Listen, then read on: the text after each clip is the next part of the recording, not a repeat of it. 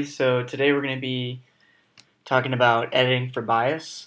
Uh, this is going to be a pretty popular copy editing principle.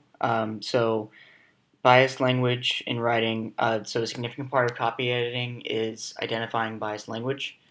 And so just to give you a definition, biased language reinforces harmful stereotypes. It makes default assumptions about societal groups, and it unnecessarily omits minority groups.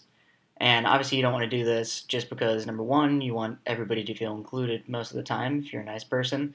And you also want to make sure that your work can reach a wide audience and you don't do anything accidentally that would limit it. And this can be anywhere. This can be in newspapers, it can be in magazines, academic journals, any kind of scholarly work, any kind of encyclopedias.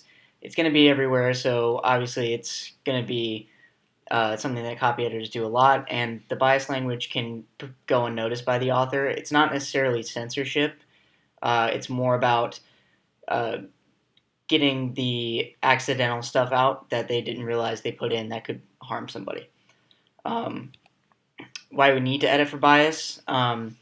It prevents the author from unintentionally harming somebody because they don't want to harm somebody if they're a good person, and it stops the promotion of hurtful stereotypes, and it helps the readers of all backgrounds relate to a work, which is what we're trying to do here. Basic rules.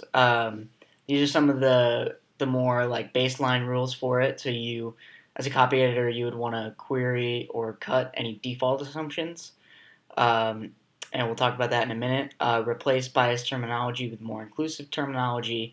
And then we're going to look at how biased language can make certain statements illogical. Okay, so default assumptions. A default assumption occurs when the writer identifies only those in a minority group, and the majority group goes unnoticed, rather. So it kind of creates an unnecessary emphasis on race, sex, and class, and the emphasis normally would be on the groups of minority in America, say for instance.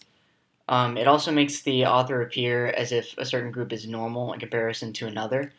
And so to combat this, copy editors can either query the mention of if a certain group is necessary, and if it is necessary, then they should suggest that the author includes the all groups of people, all mention of groups of people, and that they also delete the detail. If it's not necessary, then just delete the detail that makes it a default assumption. And sometimes the author really doesn't have a reason for it, and you can just go ahead and delete it. And it also varies depending on the editing agency you work at or whatever in-house company you have.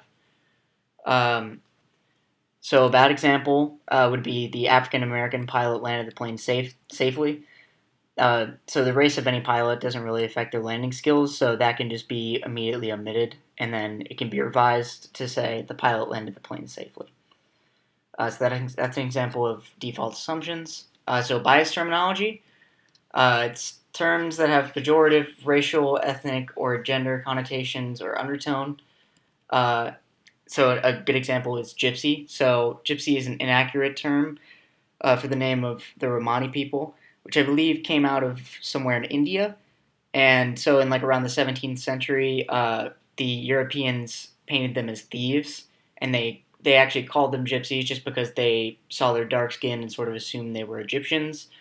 And even that connotation has something to do with the Orientalism.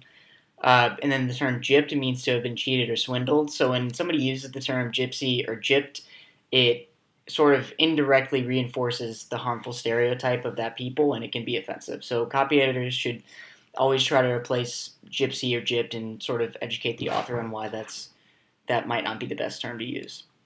And bias terminology continued. So gender titles is a big thing. So using gender titles kind of shows that the author has an unconscious bias, or they might just accidentally do it towards the male gender most of the time. So examples, instead of fireman, you would want to put firefighter. Just replace that. These are quick fixes. You could do, instead of housewife, which has pretty bad connotations of like gender roles. You can change it to householder or homemaker. Instead of chairman, you can say chair or chairperson. So things like that. So now we're going to look at how bias statements can kind of affect the logic of a statement. So bias statements, or like for example, default assumptions, can disrupt the logic of a sentence and confuse the reader. So, for example, the church's low pitch softball team consists of 2 Hispanic women and 3 African American men. So, in the example, the race of 5 players that are mentioned, it's not really necessary, and you know what to do. We already talked about it. You could pretty much just cut those out or query or whatever you have to do.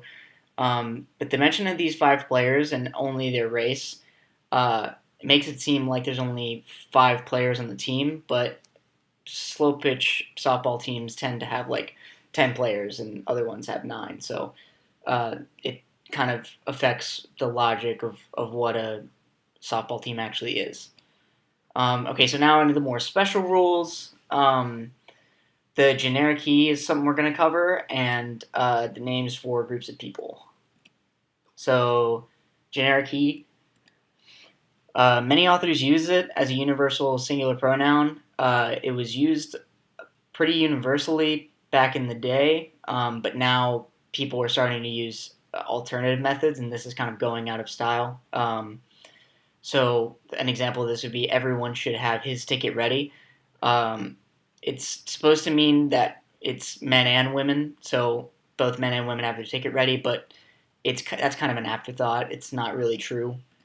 So something that's more inclusive, you could just delete it. So like everyone should have a ticket ready. So no his is there. You could use there as an indefinite pronoun, like after everyone's an indefinite pronoun. So everyone should have their ticket ready. Or you could say that you must have your ticket ready in the second person. Yeah, and this is to be mentioned. They as a singular pronoun is starting to come into use more and more, and that's sort of the more progressive way to do it, and that's kind of how I try to do it. But you know, there are certain authors who like to stay with the singular pronoun, which I don't know. I suppose is fine too. But we always try to make things more inclusive here. Okay, so this is the last one. This is special rules for names of groups of people. So it's always helpful to know which name to use and which to avoid. You always want to do the name that group members prefer. I mean, there's no point in just doing what you want to do, because if you're not a member of that group, then it just kind of is inconsiderate and can probably lead to improper use of certain words. So these group names are going to change. They'll evolve over time, and then some will be liked by certain people, and then some will be disliked by others. So as the copy editor, you sort of need to be in the know, so to speak, about which terms are proper to use and which ones aren't. So, for example, in the African American community, some people may prefer black with a lowercase b, black with an uppercase b, and some others may prefer person of color or just African American in general. And all of those are fine. Well, I mean, at least that's what I'm under the impression of. But as long as the group members, for the most part, have a certain term they like, then try to use it. And also, it's important to avoid like antiquated or insensitive terms. So even something like colored actually has some pretty negative connotations, just as far as the Jim Crow era, and it kind of brings back a pretty harsh part of history. So trying to avoid antiquated or insensitive terms is really important. Emphasize the person always. So when you have something like a person with disabilities, use disabled person or person with disability instead of something like handicapped. That's sort of the preferred term, and it emphasizes the person instead of making them sort of just a thing with something, or the identity of their identity is essentially just being disabled, which is wrong. So I mean, I hope this video helped.